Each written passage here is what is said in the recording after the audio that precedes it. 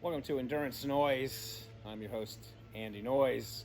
It is Monday, August 10th, 2020, and I got up this morning to do our miles with the Weasel, and she wasn't getting up. And so I always ask Alexa, what's the weather? And Alexa says 75 to 103. Says, what's the time? 5:35. And then I'd heard earlier what Alexa said. So I said, what is today? And today is National Lazy Day. And so Blanca, aka the Weasel, stayed home and slept in. So I headed out and put in morning miles. But first, I want to get to some endurance noise. Sadly, when I got up this morning, I saw that Courtney Clerical is one of my friends. Courtney DeWalter was in the hospital. She's okay now, but there's a picture, and I reposted on Instagram. It says basically, it wasn't the plan. Court was wheezing pretty badly in the RV this morning, so we made the call to take her to ER in Leadville. Pulse ox was 70. Wow, that's really low. So the doctors ran a full range of tests for HEP, blood clots, and other severe conditions. Thankfully, those were all ruled out, and they determined she just has acute bronchitis. Could be an allergy-induced or all the dust, dry heat, plus an impaired immune system from a run. She's on oxygen. Her level's coming back up, but she'll be perfectly healthy in a few days. We're crushed it had to end this way, but ever grateful she's on the mend. And so definitely that's when you got to know when to say when, because like I say, my first rule is always to stay healthy. Speaking of some other endurance-related noise, these are some retweets I just did on Twitter. Molly Huddle, who qualified for the Olympic trials, and she ran her first marathon at those Olympic trials. She'd run a half. She's been a professional runner. She ran in college and I believe for Notre Dame. She says, probs, one of the harder parts of doing track workout on your own is the Russian roulette of asking walkers/joggers to use other lanes. Anyone have tips? I still get no's. Then the next 30 laps are awkward. Well, that's kind of what we were talking about yesterday in the podcast I did with Adam, kind of the sense of entitlement. And yeah, I get she's a world-class athlete, but you know what? These tracks are generally public facilities and people have the right to use them as they see fit. Often they say they don't want people using the inner lanes so we don't wear them out, and I understand that.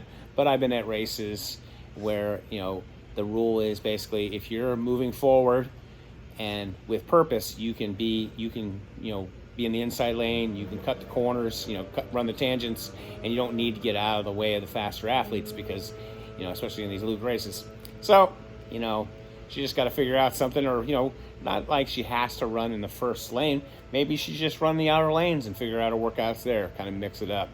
Speaking on a little bit more positive note, Courtney had to stop her FKT of the Colorado Trail. Sabrina Stanley just set a women's overall record for the Nolan's 14 FKT in 51:15. She did it in a supported style, and the previous record was Andrea Sanson, 53:14. So she took a couple hours off of that.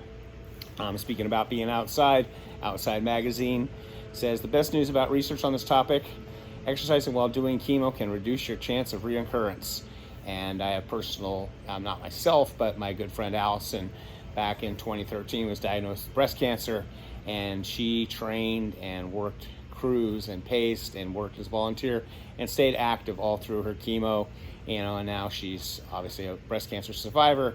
And, in 2016, she finished Western States and Angels Crest all in one summer. So if you'd like to check that out, follow me on Twitter. So it's something I retweeted. A guy I retweet often, Brad Stuttelberg. I keep coming back to this piece I did for Outside Magazine on importance of routines during COVID. Creating time and space boundaries so days don't feel like one big blur, and adapting as you go. What worked last month might not work this one. It's hard. But yeah, you definitely need to get into routine. I talk about that all the time, that motivation doesn't mean a whole lot. It's just routine. Get up in the morning and do what you need to do, and that's the way it really is best to work. Other news on Let's Run, we really like their website and like their podcast. They said that the 2020 London Marathon is set, but will the two biggest stars be in shape?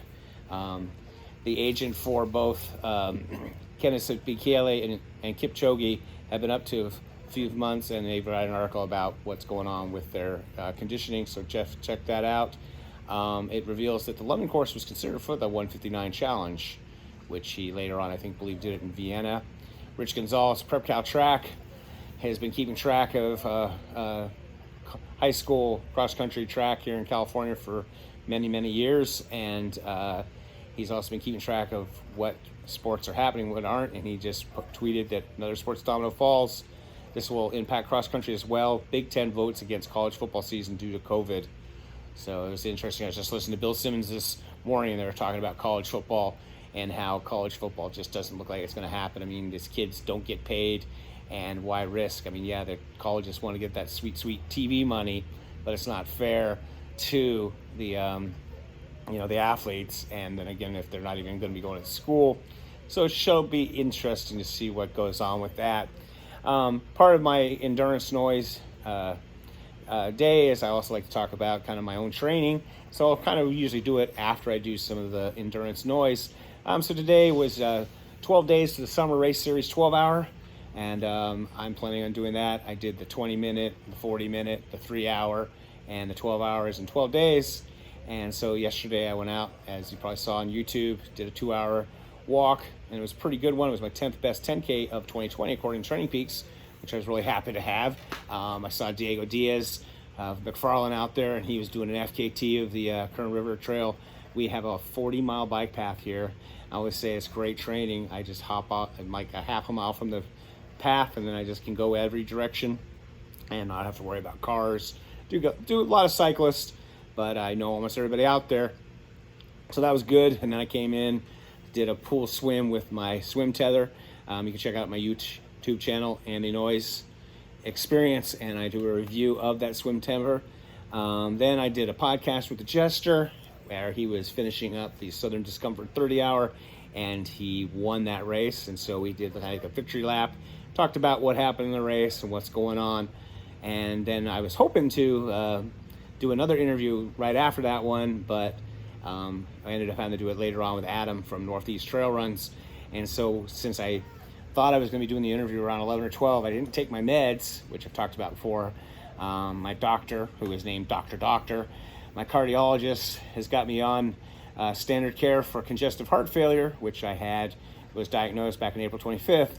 I passed all the other kinds of heart tests, but he's still got me on Lasix, and I can feel it coming on right now. I've got to go pee pretty soon here, and also this blood pressure medicine. So usually I take it around this time of the day, like 9, 10 in the morning, and then for the next couple hours, I'm useless. I get super tired, I take a nap, sleep for 5-10 minutes, and I gotta get up and I go pee, and I fall asleep, gotta pee for a couple hours, and it's pretty annoying. But he says, the meds are working well, my vitals are good, my blood pressure is almost normal, and as my son says, welcome to health.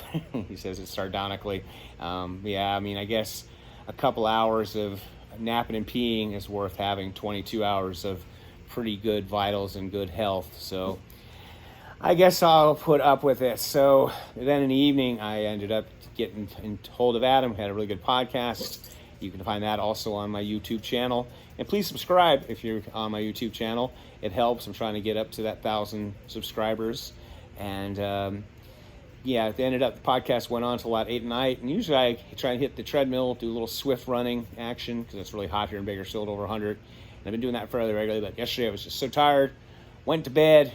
But because I messed up my meds, I didn't really sleep. I went to sleep like around 10, but I woke up at 1. And I've basically been up since 1, which is not good. It's like, I don't know what time it is here in Bakersfield. And it's just getting like 10:15. So unfortunately, I've been up for a while. But like I said, the meds are kicking in. So this morning, even though I was up most of the night, I got up, did a lot of paperwork, worked on my YouTube channel, my website, podcast, and all that stuff. And gosh, my sleep score was a 73, so pretty bad. But with my race being 2 weeks away, I'm kind of backing off on the mileage time-wise a little bit. In fact, I don't really train by miles, I train by time. So I was going to do 60 minutes this morning. The Weasel didn't wake up, so I went out and did 60 minutes. Ended up doing my 19th best 5K, which doesn't sound that impressive, but pretty much do a 5K every day, or twice a day, and Training Peaks keeps track of all of it, and that's hence why it's called Training Peaks. So pretty happy to have that 19th best. Got home, did the kettlebell swings from Pavel, part of the Simple and Sinister. You do 100 swings, 50 with each arm, And my max right now is a 20-pound bell. I don't know why I always want to call it ball. And I want to get the 25, but with COVID, it's been hard to get my 25-pound bell. I did buy a 35-pound because Pavel said that an ordinary man would start with a 35. Well, I can do two hands at 35, but no, can't do that. So did that, then did my running drills. Really liked those, trying to work on some flexibility and stuff. And then I ended up that morning doing a 2-mile on the Swift, where I do a little bit of run walking just to get some miles in, get some leg turnover.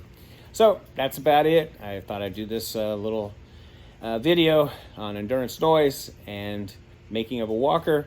And now it's time to nap and pee. So as always, stay healthy, be boring, not epic.